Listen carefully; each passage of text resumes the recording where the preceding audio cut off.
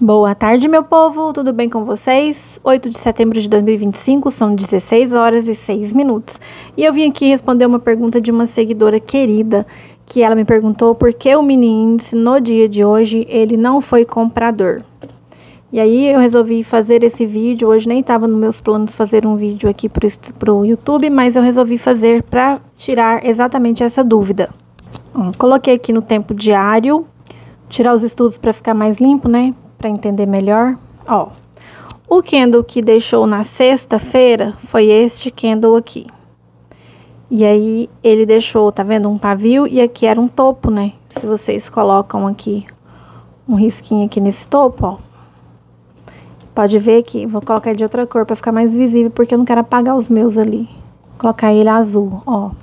Se você coloca aqui o azul, você pode ver que ele foi e deixou a violação fechando abaixo.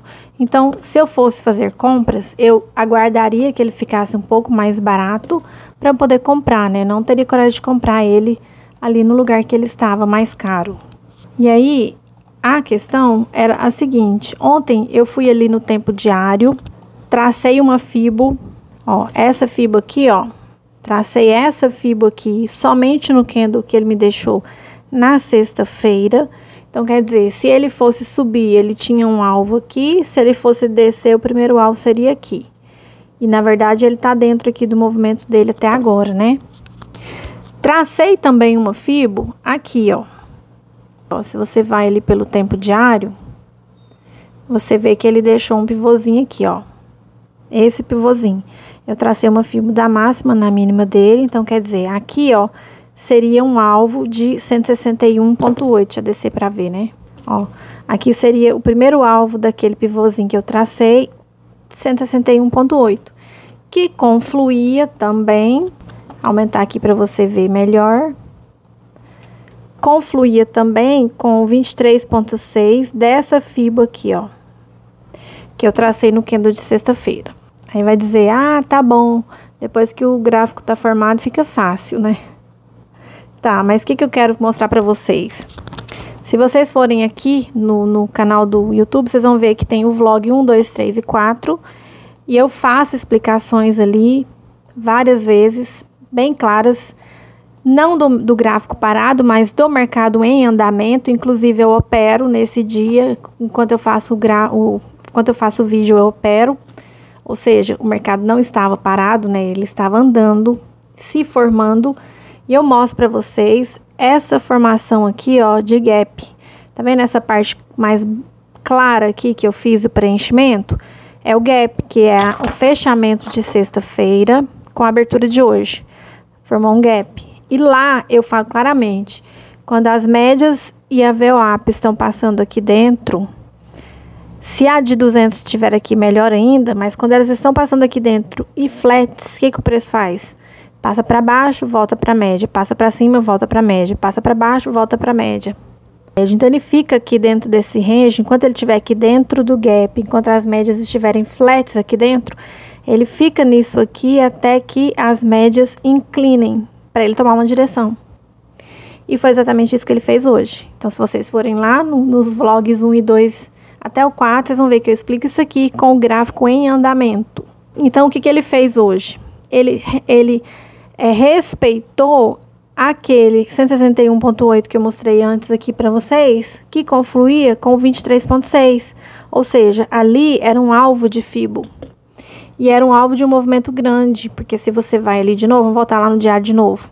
Não era um alvo de 5 minutos, era um alvo de movimento grande. Ou seja, era um alvo desse movimento aqui, ó. Esse pivô era o primeiro alvo dele. E geralmente, quando ele atinge um alvo de fibo, geralmente, ele não faz isso quando ele está numa tendência, daquelas tendências que o preço nem olha para trás, né? Naquele caso lá, ele sai rasgando tudo que está na frente. Não era o caso daqui. Tá vendo? Ó, ele fez o pivô, ele foi, ele voltou e ele foi e atingiu o alvo. Ou seja, não estava aquela tendência que vai um candle atrás do outro só subindo.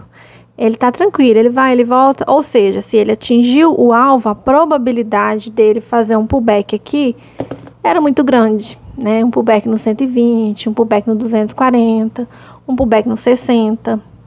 Era muito grande. Então, por isso eu não esperaria que ele desse. uma compra ali, logo de cara. Poderia ser que ele subisse? Sim, mas o que eu iria esperar? Eu esperaria que ele ficasse mais barato para depois comprar. E acabou que eu não fiz nenhuma operação, que eu expliquei lá nos meus stories lá exatamente o motivo, né?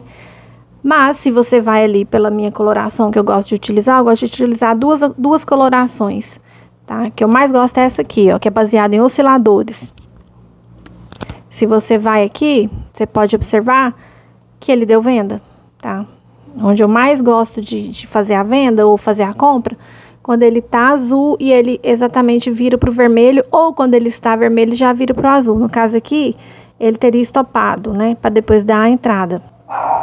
Mas eu não teria feito a compra, não é porque a coloração tá mandando eu comprar que eu vou comprar, né? Já falei para vocês que haviam as confluências. Então, se a probabilidade maior dele era descer, eu esperaria ele me dar um sinal de venda. E ele deu o sinal de venda exatamente aqui, no pullback que eu falo pra vocês, que eu gosto da VWAP, que ele passou pra cima e passou pra baixo da VWAP, dando a venda, tá? E foi linda, né, ó. Linda, linda. Até que ele veio aonde? No meu indicadorzinho da linha branca. Aqui ele segurou, tá? E já formou um fundo mais alto. E olha só. Tá chegando ali já na média de 200. Então, a leitura era essa. A gente precisa de entender que, às vezes, a pessoa vê o diário da forma como está, já chega com viés, pensando que ele vai continuar a subida. Sim, pode ser que ele continue, mas por que eu gosto de operar candle a candle no tempo diário? Porque aí eu vejo exatamente a probabilidade do que o preço pode fazer. Então, se ele fechou este candle aqui no tempo diário, obedecendo ali o alvo, né, que eu falei para vocês que ele tinha acabado de fazer, aqui era um topo, existiam várias confluências aqui para dizer que seria mais difícil, a probabilidade dele subir reto ali seria menor. Então, dentro do tempo diário, um pullback no diário, ele dá uma diferença muito grande quando a gente vai lá pelo 3 minutos, por exemplo, né? Então, eu não achei nada de errado ele ter feito essa correção que ele fez. Tá, apesar que eu conheço pessoas que mandaram mensagem pra mim que ficou fazendo médio pra trás aqui, esperando ele voltar. E ele demorou muito, porque ele caiu muito, né? 1.400 pontos. Haja dinheiro pra fazer médio pra trás, hein? Se você pegar a venda mais pra cima ainda, uma compra, né, no caso, mais pra cima ainda, ele andou até mais, ó. 1.630 pontos. Ele veio aqui, ó, no tique do 100% lá daquele candle do diário. Aqui, ó, que eu mostrei pra vocês, que eu marquei o candle de sexta-feira. Ele veio aqui, ó, no tique do 100%, aqui também era a média de 8, né? Então, foi por esse motivo, tá? Que ele fez o que ele fez hoje. Então, precisa aprender a ler as confluências, não só regiões. Não só coloração de candle, só porque o candle fechou verde lá no diário, queria dizer que ele continuaria. Sim, mas o que ele iria fazer dentro do tempo menor, para que ele formasse o candle do tempo maior, no caso o candle do tempo do diário. E se você achou interessante a coloração, quiser testar, ela tá no site da Nelogica, o link está na bio.